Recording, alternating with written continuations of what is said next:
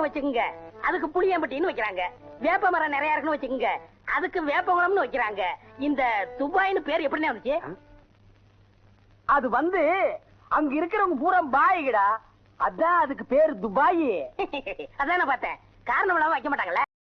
அது இல்லை காரணம். மகாபாரத போர்ல தூத்து போயிட்டாங்க. இந்த 100 குரவர்கள் கௌரவர்கள் தூத்து போயிட்டாங்க மகாபாரத போர்ல.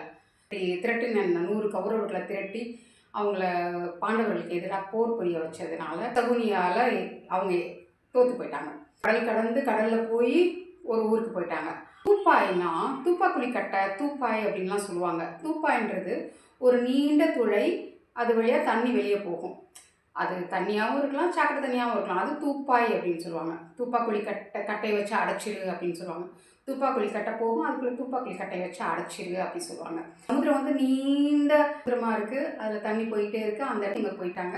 அது வந்து தூப்பாய். அது வந்து தூப்பாய் வந்து இவங்க சாஃப்டாக துபாய் அப்படின்னு மாற்றிட்டாங்க. அதில் கூட என்கோட் பண்ணி வச்சுக்கிறாங்க. அதுதான் டீகோட் பண்ணிட்டோம் நம்ம.